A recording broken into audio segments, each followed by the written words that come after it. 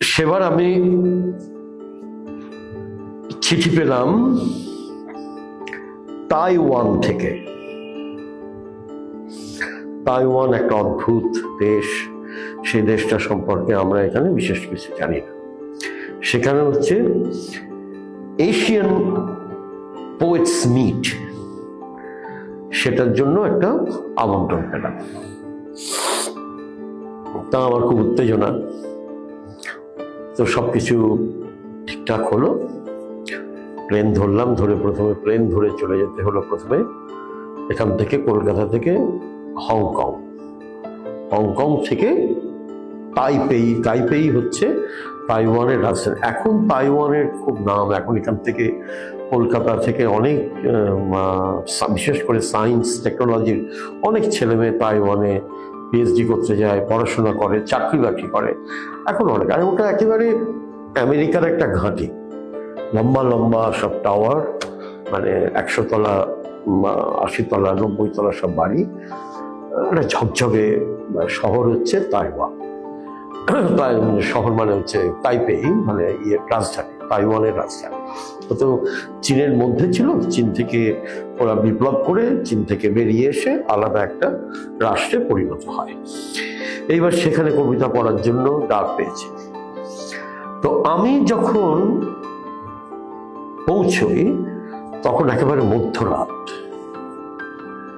প্রায় রাত 12:30 একটা। প্লেন লেট করেছে।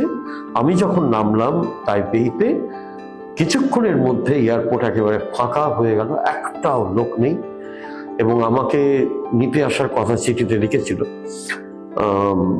তো সেই চিঠিতে, আমি চিঠিটা হাতে রয়েছে, আমাকে এয়ারপোর্টে রিসিভ করবে, ডেট ওরা জানে, সময় জানে, কিন্তু আমি কাউকে দেখতে পেলাম না। এবং ওখানে গিয়ে অনেকের কাছে খোঁজ করলাম, কেউ কিচ্ছু বলতে পারলো না। এবার সম্পূর্ণ, এবং আমি ওই ঠিকানা দেখে যে আমি পৌঁছবো, তখনকার যুগে এই ব্যাপারটাও খুব অসাধ্য ব্যাপার ছিল। এখন ইন্টারনেটের যুগ হলো, কোনো ব্যাপারই ছিল না। তো যাই হোক, আমি ওরকম স্টেশনের কাছে দাঁড়িয়ে আছি, তখন আমি গিয়ে একটা বাস এলো। তো স্টেশন মানে কি এয়ারপোর্ট, একটা বাস এলো তখন এয়ারপোর্টের বাইরে। তো বাসটাকে আমি বেশ একটা ঝকঝকে, আমাদের এখানকার ভলভো বাসের মতো দেখতে। আমি জিজ্ঞেস করলাম, এটা কি সান মুন লেক সিটি যাবে? ওই জায়গাতে কবি এশিয়ান পোয়েটস মিটের অনুষ্ঠানটা হচ্ছে। সান মুন লেক সিটি একটা দেখেছে, একটা পাহাড়ের ওপর। তো বললো, না না, এটা এখন যাবে না, এবং এখন কোনো বাসই আসছে না। এবং তারা, যারা বলছে কথা, তারা ভালো ইংরেজি জানে না, বলতে পারছে না, আমার ইংরেজি বুঝতে পারছে না, একেবারে ভাঙা ভাঙা, বেশিটাই তারা তাইওয়ানিজ বলছে, মানে যা কিনা চাইনিজ আসলে।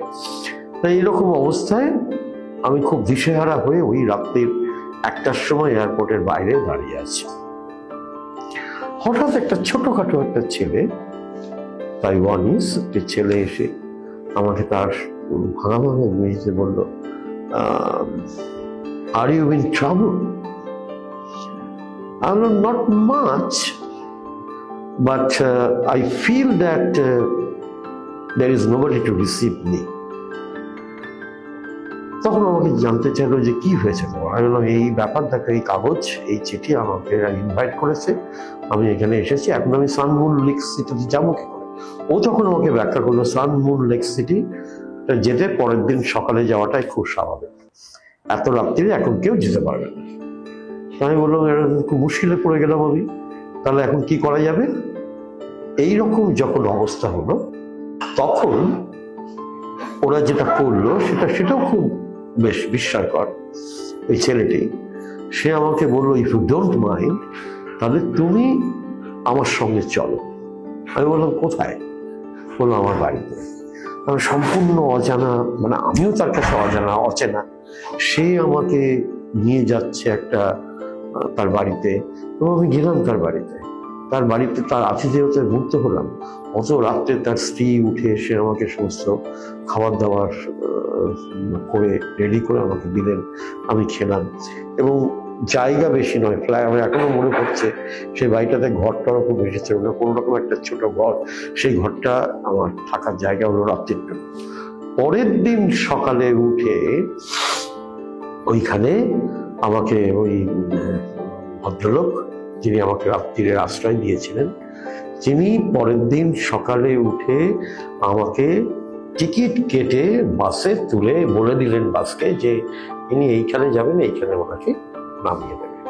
এইভাবে আমি সান মুন লেক সিটিতে অবশেষে পৌঁছলাম। সম্পূর্ণ তার কারণ হচ্ছে ওই ভদ্রলোক, ছোটখাটো ভদ্রলোক, যারা আসলে মনটা অনেক বড়, যিনি সম্পূর্ণ অচেনা একজন অতিথিকে তার বাড়িতে নিয়ে গিয়েছিলেন। স্ট্রেঞ্জার, তিনি চেনেন না, আমাকে জানেন না, তবু ভারত থেকে এসেছি শুনে তিনি আমাকে নিয়ে গিয়েছিলেন এবং তার বাড়িতে আশ্রয় পেয়ে আমি পরের দিন সান মুন লেক সিটিতে পৌঁছতে পারলাম।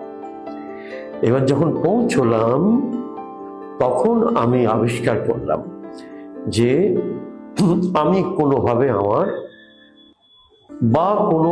আমার মানি ব্যাগটা খোয়া গেছে। এই মানি ব্যাগের মধ্যে কিছু টাকা ছিল, এছাড়া আর কিছু ছিল না। পাসপোর্ট টাসপোর্ট সমস্ত জরুরি জিনিস আমার অন্য পকেটে ছিল। এই মানি ব্যাগটা অন্য কোনোভাবে যখন এয়ারপোর্টের বাইরে দাঁড়িয়েছিলাম তখনও হতে পারে, বা অন্য কোথাও হতে পারে, হয়তো এটা খোয়া গেছে। কিন্তু যখন পৌঁছলাম তখন আমি একেবারে অপর্দকহীন, কোনো পয়সা নেই, কিছু নেই। তা সেটা ওখানে পৌঁছেই আর একটা দ্বিতীয় বিস্ময় আমার জন্য অপেক্ষা করছিল, সে আমি জীবনে ভুলবো না। এরকম একজন মানুষ যিনি আমাকে তার বাড়িতে নিয়ে গিয়ে আশ্রয় দিয়েছিলেন রাতের বেলা, তাকে যেমন আমি কোনোদিন ভুলবো না। দ্বিতীয় বিস্ময় হচ্ছে এই সান মুন লেক সিটিতে যেখানে এশিয়ান পোয়েটস মিট চলছিল, সেখানে গিয়ে আমি বলতেই সবাই জেনে গেল যে আমার পিক পকেট হয়েছে, আমার কাছে আর কোনো টাকা পয়সা নেই। আমি যখন মঞ্চে উঠে কবিতা পড়লাম, আমার এখনো মনে আছে, আমি শাড়ি কবিতাটা পড়েছিলাম, আরো 3-4টে কবিতা পড়েছিলাম ইংরেজি অনুবাদ সহ। তো তখন আমি শাড়ি কবিতাটা তখন আমি সদ্য লিখেছি, মানে আজ থেকে 30 বছর আগে। তো ওই কবিতাটা আমি যখন পড়লাম, তার সঙ্গে অন্যান্য কবিতা যখন পড়লাম, তখন সবাই খুব বাহবা দিল, সবাই খুব হাততালি দিল। অনেকে এসে বললো আমরা মুগ্ধ, অভিভূত হয়েছি তোমার কবিতা শুনে, যেরকম বলে আর কি। কিন্তু যেটা কোনোদিন ঘটেনি সেটা ঘটলো এবার। আমাকে একজন জাপানিজ কবি উঠে এসে আমাকে অনেকগুলো জাপানিজ মুদ্রা, মানে কারেন্সি, মানে টাকা, আমার কবিতার জন্য বললো, তোমার জন্য আমি ছড়িয়ে দিলাম, তোমার কাছে কোনো টাকা নেই, আমরা খবর পেয়েছি তুমি তোমার পিক পকেট হয়ে গেছে বলে সে তার ব্যাগ থেকে অনেকগুলো, একজন বয়স্কা মহিলা কবি জাপানের, তিনি তার ব্যাগ থেকে অনেকগুলো টাকা বের করে মঞ্চের উপরে ছড়িয়ে দিলেন। দিয়ে সেটা একটা দৃশ্যের মতো তৈরি হলো, আর সবাই এসে ছবি তুলতে শুরু করলো, বললো this is for you, this is for you. তার দেখা দেখি আরো কয়েকজন জাপানিজ, তাইওয়ানিজ এবং বিশেষ করে ওদের Korean, south Korean, north Korean, এরা সবাই এসে আমাকে আরো কিছু টাকা দিয়ে গেল। তবে আমি সব টাকাগুলো নিয়ে এবং একজন সেগুলো কালেক্ট করে নিয়ে বেশ একটা মোটা হলো। জাপানিজ তো টাকা বেশি হয়, টাকা বেশি হয় মানে কারেন্সি মানে অনেক ইয়েনে, তবে হয়তো $1, অনেক আমার এই মুহূর্তে মনে পড়ছে না কত, এখন কি চলছে তাও মনে পড়ছে না, তখন কি ছিল তাও মনে পড়ছে না। কিন্তু যাই হোক, সেদিন প্রায় আমাকে একজন জাপানিজ হিসেব করে বললো, তোমার জন্য আমরা প্রায় $500, which was a big money, মানে তখন, মানে 93-তে, 93 নয় পরে, তখন ইট ওয়াজ এ বিগ মানি। সুতরাং সেই টাকা ওরা দিয়েছিল আমাকে, এইভাবে দিয়েছিল, সে একটা বিস্ময়কর গল্প, আমি জীবনে বলতে পারবো না আর ভুলতে পারবো না। ওই তাইওয়ানিজ ভদ্রলোককে, ছোট্টখাট্ট ভদ্রলোককে, যিনি আমাকে তার বাড়িতে আশ্রয় দিয়েছিলেন।